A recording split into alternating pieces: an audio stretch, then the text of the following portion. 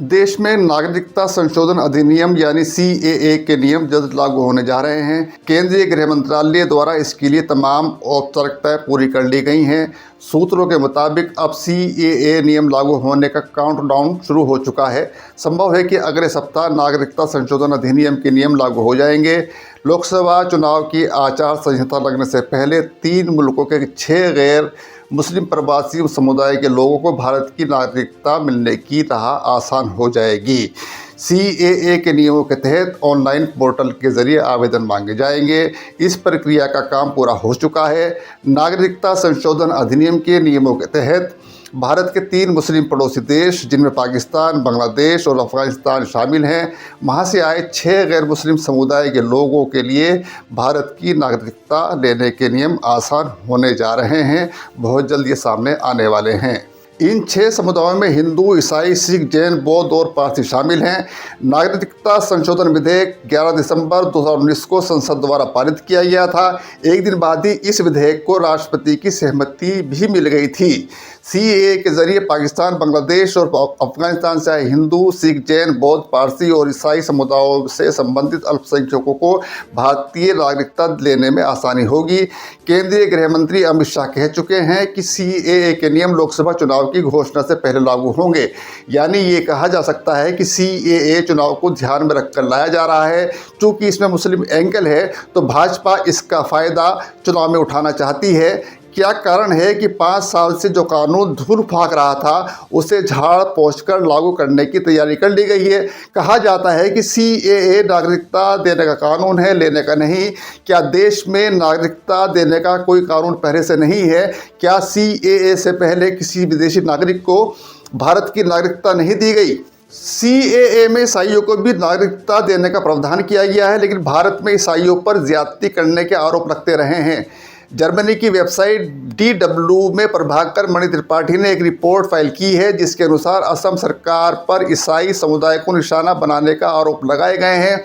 Report में कहा गया है कि कथित रूप से अल्पसंख्यकों को निशाने पर लेने के लिए पूर्वोत्तर राज्य असम की मौजूदा सरकार के हाल के वर्षों में आलोचना होती रही है। कुछ हिंदुत्ववादी संगठनों ने सरकार से अपील की है कि मिशनरी स्कूलों से धार्मिक प्रतीक और प्रतिमाएं हटाई जाएं और सरस्वती पूजा शुरू करवाई जाए।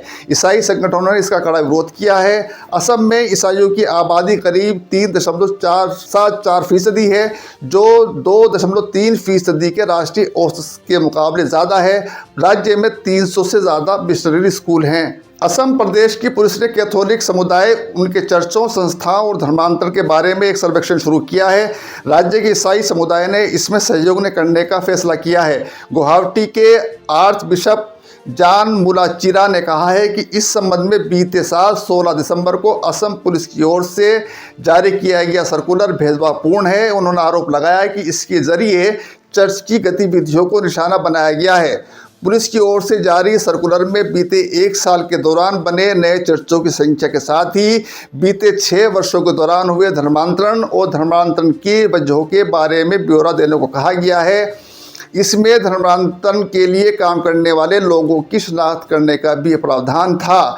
असम क्रिश्चियन फोरम के प्रवक्ता एरन बुक्स सवाल करते हैं कि आखिर राज्य में ईसाइयों को क्यों निशाना बनाया जा रहा है। ईसाई समुदाय के बढ़ते विरोध के बाद मुख्यमंत्री हिमंता बिस्वा शर्मा ने कहा है कि यह पुलिस का मामला है और उनका इससे कोई लेना देना नहीं है।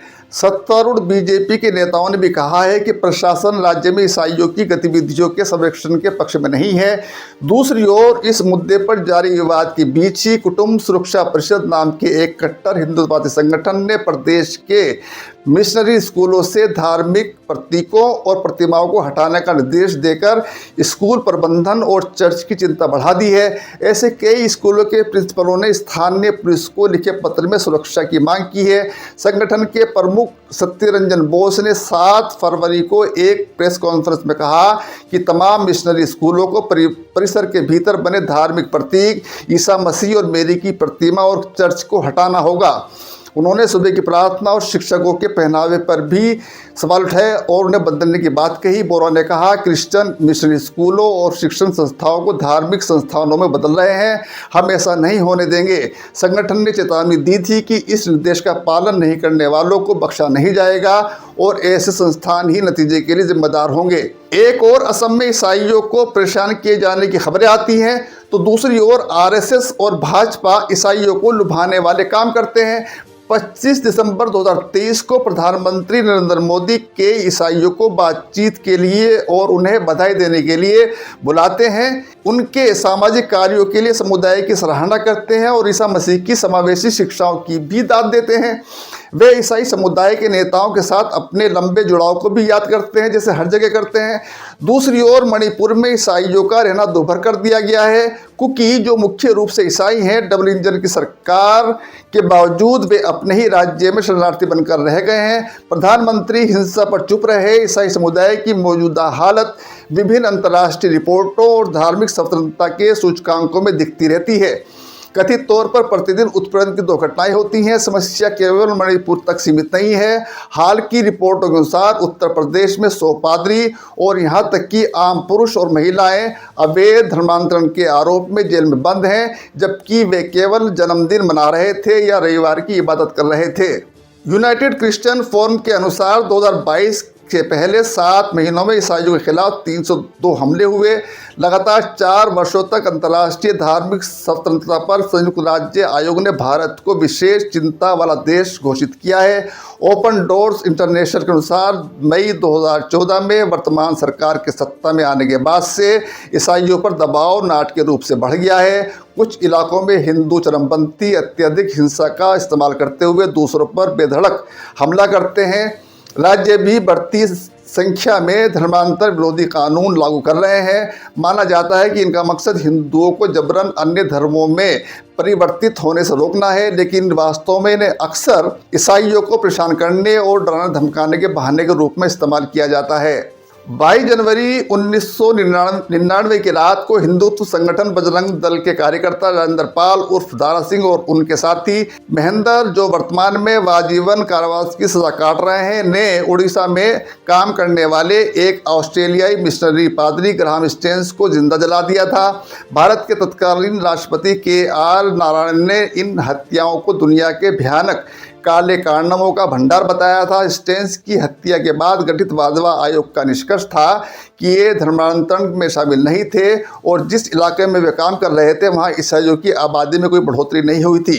दूर दराज के इलाकों में ईसाई विरोधी हिंसा अभी भी भड़क उठती है। अक्सर क्रिसमस के समय के आसपास ऐसा होता है। ऐसे में विडंबना ही कही जाएगी कि दूसरे देशों के ईसाइयों को तो नागरिकता देने की बात कर रहे हैं, लेकिन अपने देश में रहने वाले ईसाई अपने आप को सुरक्षित महसूस नहीं कर रहे। ऐसे में CAA को लागू किए जाने पर सवाल तो उठेंगे ही। नागरिकता अधिनियम है क्या, इसे समझने की कोशिश करते हैं।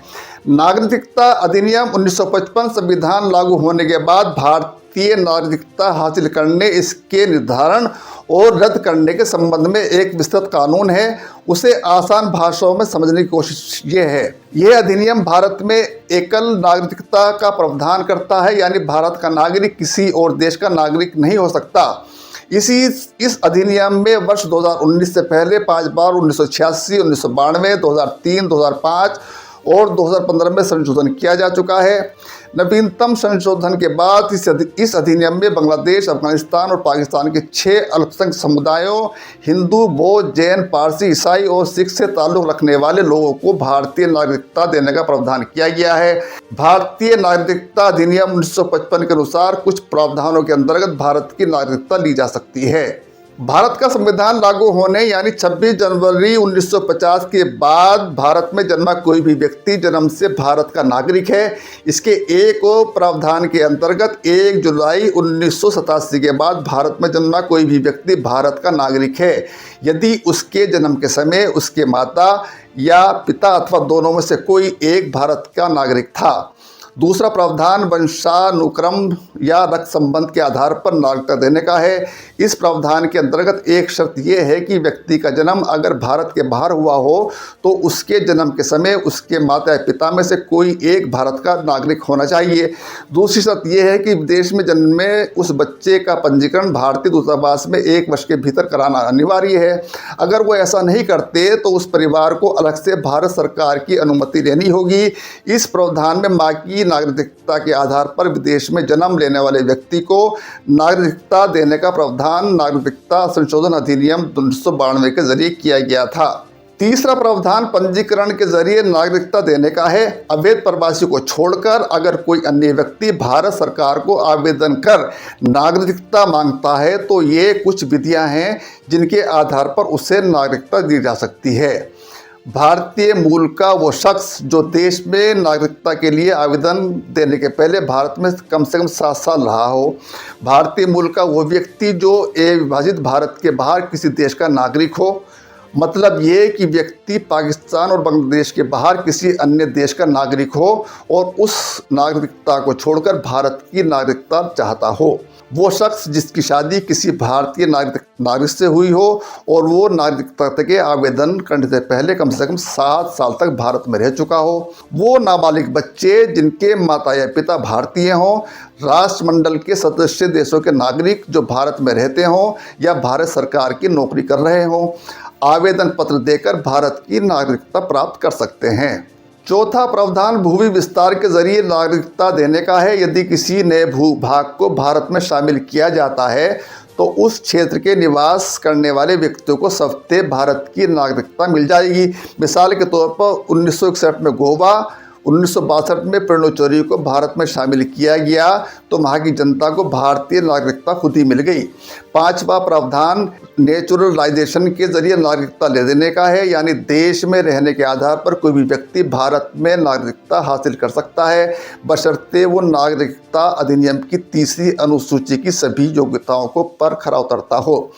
जाहिर है ये पूरा कानून नहीं है, पूरा कानून काफ़ी विस्तृत है। यहाँ मोटे तौर पर जानकारी दी गई है, कई शर्तें और डिस्क्लेमर हैं, उनके बारे में आप पूरा कानून पढ़ सकते हैं किसी पोर्टल पर जाकर। बहुत बहुत शुक्रिया।